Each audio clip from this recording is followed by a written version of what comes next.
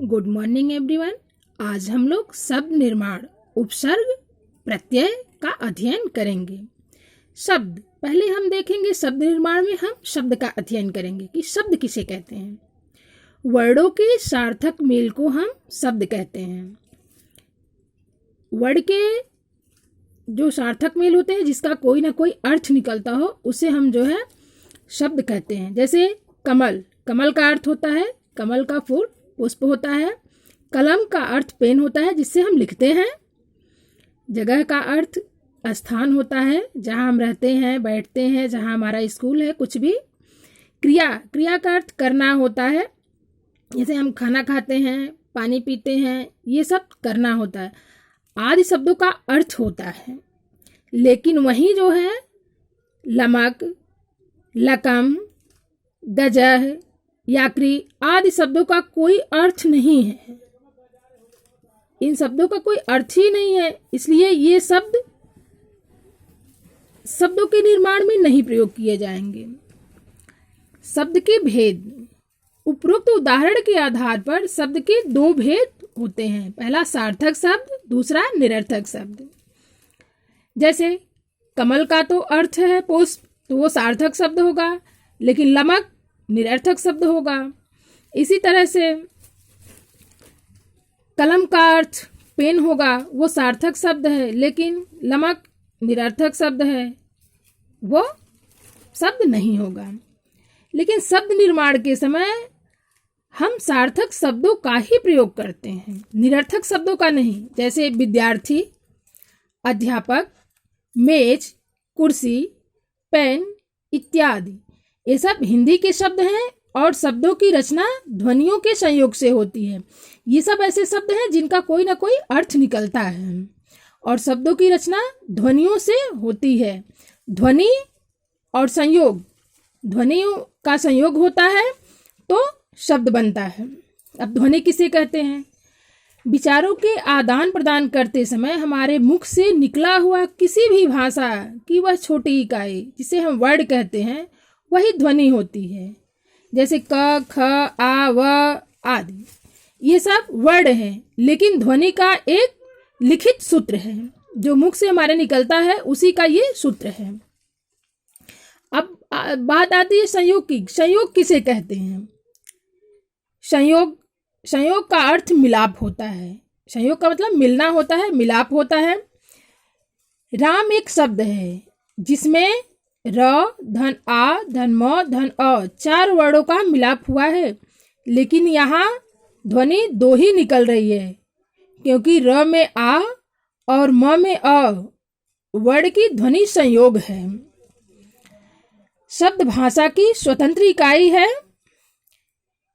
इसका प्रयोग भाषा के स्वतंत्र रूप से किया जाता है।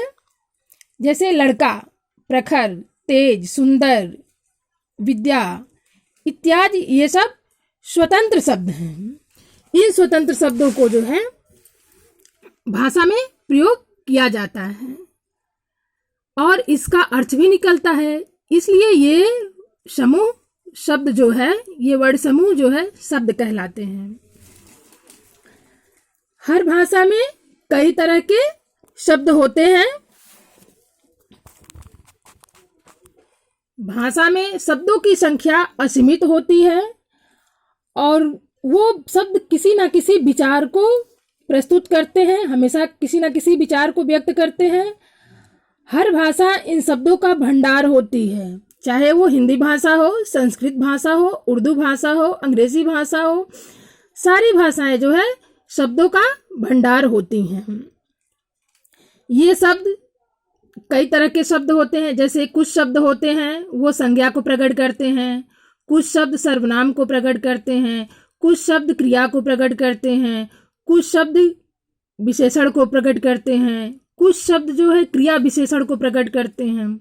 जैसे संज्ञा शब्दों को प्रकट करने वाले शब्द राम, सीता, गोरखपुर, इलाहाबाद, ये सब संज्ञा शब्द हैं। ये सारे शब्द संज्ञा शब्द को प्रकट करते हैं। वह, मैं, तुम, यहाँ, वहाँ, ये सब जो है सर्वनाम शब्द को, ये सब शब्द जो है सर्वनाम शब्द को प्रकट करते हैं। खाना, पीना, रहना ऐसे शब्द क्रिया को प्रकट करते हैं और कुछ शब्द जो है विशेषण यानी विशेषता बताते हैं। तो इसी तरह से हर भाषा में शब्दों का भंडार होता है और वे शब्द भंडार किसी ना किसी अर्थ को प्रकट करते रहते हैं। अब हम पढ़ेंगे शब्द निर्माण की प्रक्रिया। तो शब्द निर्माण जो है निम्नलिखित 3 प्रकार से हो सकता है।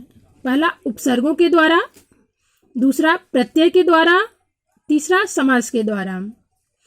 अब उपसर्गों के द्वारा शब्द निर्माण कैसे होता है, प्रत्ययों के द्वारा शब्द निर्माण कैसे होता है, समास के द्वारा शब्द निर्माण कैसे होता है, ये हम अपने अगले वीडियो में पढ़ेंगे। लेकिन अभी हम कुछ नोट देख लेते हैं। वाक्य में प्रयुक्त शब्द पद कहलाता है। उपसर्ग वे शब्दांश हैं जो शब्द के आरंभ में लगकर नए शब्दों का निर्माण करते हैं। प्रत्यय वे शब्दांश हैं जो शब्द के अंत में लगकर अर्थ में परिवर्तन ला देते हैं। चौथा है समास। समास वाक्य को संक्षिप्त करके शब्द बनाता है लेकिन उसके अर्थ में कोई परिवर्तन नहीं करता है। आज हम इस भाग का गृह कार्य भी देख लेते हैं। ये गृह कार्य आप अपनी नोटबुक में करेंगे। शब्द किसे कहते हैं? शब्द निर्माण की प्रक्रिया से क्या आशय है? यह किस किस प्रकार से हो सकती है? शब्द को पद कब कहा जाता है?